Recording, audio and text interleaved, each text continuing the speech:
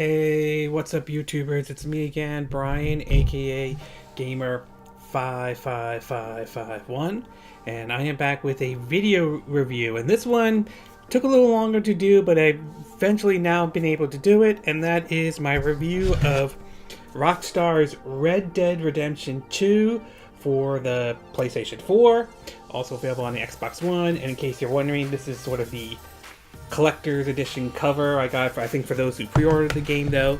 And if you're interested in some gameplay footage of the game, I'll have a link into the description though. I had a lot of footage to show, so I split it into two parts, part 1 and part 2. So check out the link in the description, or this way, click on the card that will probably appear up on the top right corner though. When it comes to open world games, most people know Rockstar. I know the one game that's famous for a lot of the open world, and that's of course the Grand Theft Auto series. But Rockstar has took stab at other games before, some of them non-open world to be exact. Games like, say, Manhunt, to the beat 'em up The Warriors, which is still pretty amazing that a game based off a cult hit 1979 movie would actually be good. And of course, the other one was when it came out back in 2004, called Red Dead Revolver. This was a game that was originally developed by Aulx Studios. For those who are not familiar, they were the ones that handled the port of Resident Evil 2 for the Nintendo 64. And they were working on a game along with Capcom going to publish it that was basically called Red Dead Revolver, a Western third-person shooter type of a game.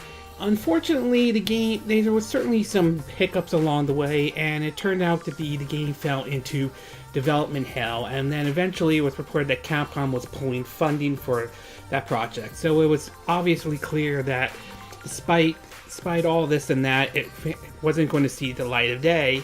That is until Rockstar stepped in and purchased Aulx Studios and made them, I believe, Rockstar San Diego, and they basically released Red Dead Revolver on the Xbox One and not the Xbox, the original Xbox and the PlayStation 2 in 2004. And while it certainly is a little bit dated at the time by today's standards though, it was certainly a fun game though. I mean, some of the controls took some getting used to, but it was certainly not a bad game. It was a fun, Western style game, since we don't often see a lot of Western games though, outside of maybe a couple that some people may remember, like Gunsmoke or Sunset Riders, or even educational ones like the Oregon Trail, which anybody at one point had played the Oregon Trail. Fast forward to 2010, and we would be getting another entry in the Red Dead Revolver, but under a different name, instead referred to as Red Dead Redemption, a whole new game which takes it into the open world approach that Rockstar has been known for their Grand Theft Auto series. And while there were some hiccups here and there, mostly with some of the graphics though, it was still a fun, enjoyable experience. And I actually, believe it or not, I actually enjoyed that game a little bit more than I did with Grand Theft Auto. Not that I have anything wrong with Grand Theft Auto or anything like that. I definitely enjoyed that game, but somehow I find myself enjoying the Red Dead Redemption game more than the Grand Theft Auto series. And now, released in October in 2018, we finally got, after 8 years of waiting, the sequel, or shall we say prequel, to Red Dead Redemption 2. And after investing hours into this game, I'm currently still on chapter 2, but doing a whole lot of the side missions and all that stuff, I can honestly see how this game has certainly received the high praises, and I would say it definitely deserves the Game of the Year right next to God of War and all that stuff. So why don't we get started with the pros and the cons?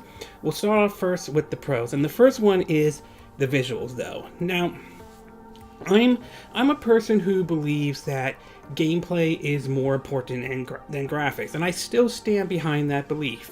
I believe that a game can get away with visuals if it has a art style that makes up for any graphical bells or whistles and all. Something Nintendo has often proved with a lot of their games. And of course, last year's Octopath Traveler for the Nintendo Switch also proves that as well.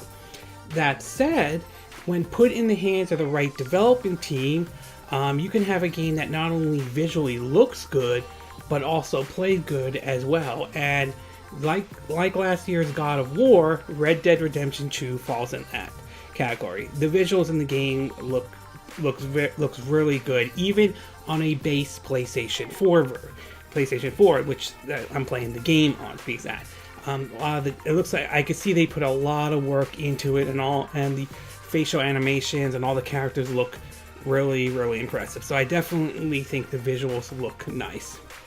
The next thing I did want to talk about is the music and the story. And the music sort of fits the tone to the whole Wild West setting and all that stuff, especially when you're riding your horse going around across the area, though, to even some humorous moments in the game, to be exact. So there are some funny moments where this music fits right well, and the story is definitely good. I love the story in the game, though. I enjoyed the first Red Dead Redemption story, and I definitely like this one. It kind of gives off that Quentin Tarantino feel to it. So definitely love the music, love the story. Next thing I do want to talk about is the gameplay and the first person view. And the gameplay to me is solid and rocked on, it's solid though. I like the shooting mechanics in the game, to be exact, especially when you hold L1 to lock on and R1 to shoot and all. But the one area I do love that they added into this game is the first person mode. This is very similar to how it was in the PS4 and Xbox One release of Grand Theft Auto 5, though. The one thing I will say that this mode had a little bit of an advantage over Grand Theft Auto 5 is, with Grand Theft Auto 5, I like the first person view, don't get me wrong, but it felt like it was a little bit complex and all, how to set it up, especially if you're trying to set it up where if you're on foot, you want to be in first person view, but if you're in a vehicle, you want to be in third person view. With Red Dead Redemption 2, I found it to be very simple and easy to set up, more than I will say with Grand Theft Auto 5. You can basically set up as first person view on foot, first person view behind cover, or you can turn that on and off, or first person view while on a horse or a vehicle.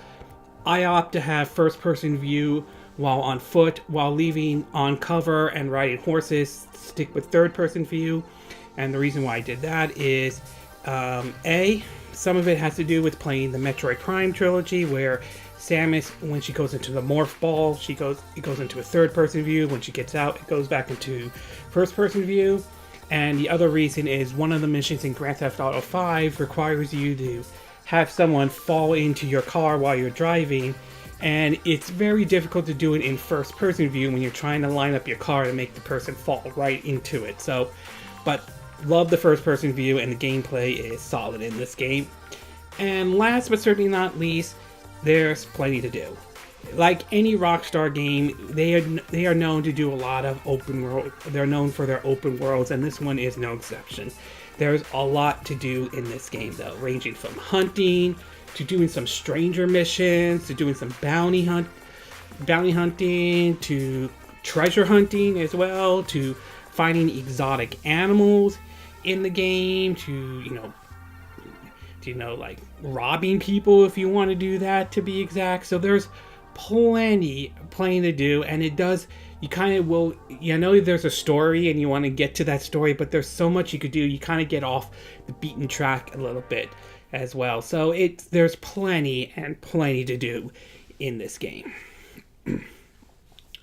Okay, we're going to take a quick break, and when we get back, we're going to get to part 2, and that will be the cons. So we'll take a bit of a break, and we will be right back.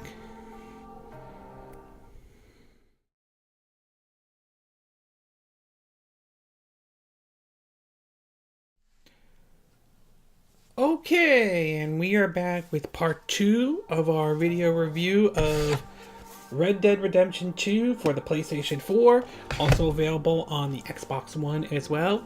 And now that I gave you the pros, why don't we get started off with the cons? And there are basically 3 cons based on my time with Red Dead Redemption 2 that I had with it though. So why don't we start off with the first one, and that is the horse and the vehicles, or taking control of it though. Now, I'm not saying riding a horse or controlling any of the wagons or the vehicles in Red Dead Redemption 2 are unplayable or impossible to control or anything like that, but they do take kind of a bit of getting used to, and sometimes there are occasions where it might be difficult to control the vehicles, especially, or the horses, especially if you're going down, say, like a extremely like narrow path, or like if you're like on a path that's on a mountain and all that stuff. So you gotta kind of have to be a little bit careful. There was one occasion when I was using the boat in one of the missions where basically I kind of got stuck. Luckily, the game put me back at the starting point. It didn't reset the mission; it just put me back at the starting point. I was able to get back started and all that stuff. But it just controlling a vehicle and riding a horse in the game, it does take some getting used to though. It's not perfect though, but doesn't make like the game unplayable or anything like that. The next thing I do want to talk about is that the game, as much as I like Red Dead Redemption 2, it is worth pointing out that the game does start out a little bit slow in the beginning, especially if you're at chapter 1 though. It kind of feels a little bit, it kind of drags on a little bit. You have to go through a bunch of tutorials and all that stuff, so it kind of starts a little bit slow and all that, but once you reach chapter 2 in the game, that's where things start to pick up, and that's where the game, I feel, opens up a bit though. So the first few hours of the game, especially in chapter 1, kind of drags on sort of a bit.